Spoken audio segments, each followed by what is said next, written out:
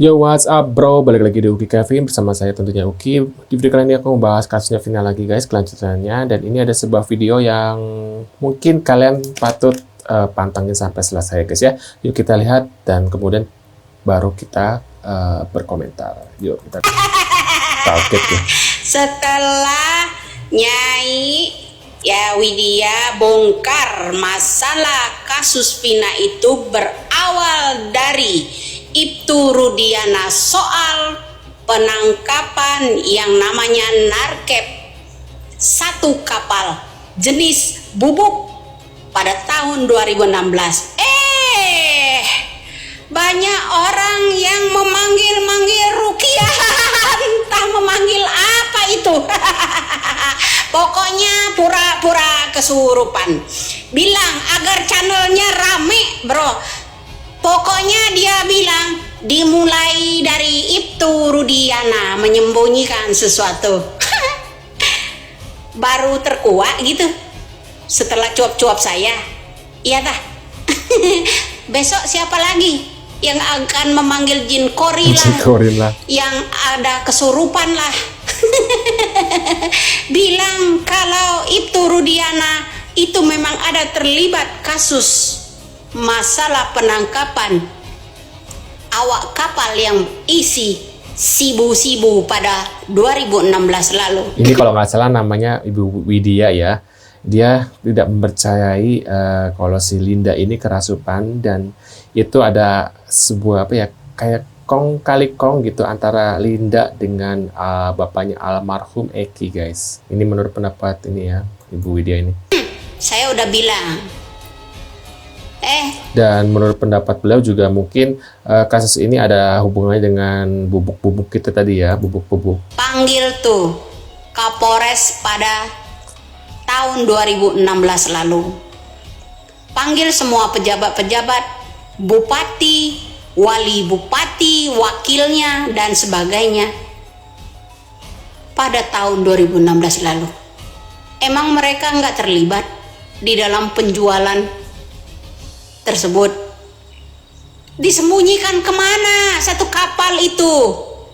Makanya gok menyogok dari bandar itu ya kepada polisi-polisi itu, akhirnya anak jadi korban. Paham sampai di situ? Banyak orang yang make di kalangan polisi, oknum-oknum polisi itu banyak juga yang nggak jujur. Satu jenderal yang jujur pasti jadi musuh mereka. Paham di situ? Besok siapa lagi yang akan kesurupan? Pura-pura mediasi melalui ruh. Bilang kalau Ibtu Rudiana menyembunyikan sesuatu.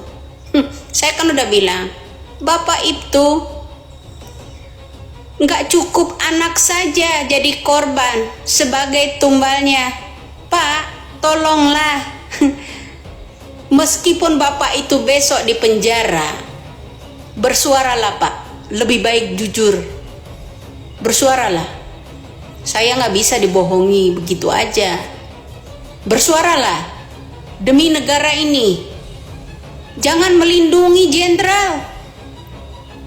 Kan saya sudah bilang, karena cuap-cuap saya berawalan dari penangkapan yang namanya awak kapal penuh dengan bubuk, maka anak seorang itulah yang menjadi korban sasaran mereka, sasaran seorang jenderal juga, sasaran seorang bandar, agar itu mengamankan yang namanya bubuk tersebut. Marilah Pak, jujur saja berkata. Karena saya tidak mau banyak orang yang berbohong. Gila ya, ibu ini berani speak up seperti ini guys. Nggak takut diciduk gitu ya. Kalau aku mah rada-rada takut guys. Apalagi ini ada hubungan dengan kepolisian, hubungan dengan bandar narkocoy ya. Itu kan mereka kan pelaku-pelaku yang kejam ya. Ibarat kata mengerikan guys. Kalau udah ketangkap udah habis deh. Di negara ini panggil itu jin inilah, panggil jin itulah untuk menguak tabir ini. Saya udah bilang, saya sangat paham kasus 2016 lalu. Ya, saya kalau udah menutup yang namanya kasus itu murni katanya kecelakaan, sudah ditutup oleh orang tua Eki sendiri. Anaknya jadi korban, kemudian istri keduanya cuap-cuap bilang anak itu ada dua sisi, kadang baik, kadang banyak bandelnya. Masuk akal enggak? Semua ada yang disembunyikan dari itu sendiri. Salam waras, salam NKRI. Waduh, menurut kalian gimana? Emang ibu tirinya si Eki sudah ini ya speak up ya? Aku belum pernah lihat guys videonya. Mungkin kalian udah pernah lihat ya video dari klarifikasi dari ibunya tiri yang tadi bilang kalau si Eki ini ada dua sisi itu guys. Orang yang memukul yang namanya Eki itu adalah Aldo, suruhan si Bandar. Oke, suruhan si Bandar. Si Bandar sangat dekat sama orang yang belum lama ini ketangkap di supermarket sedang membeli celana yang berjenggot.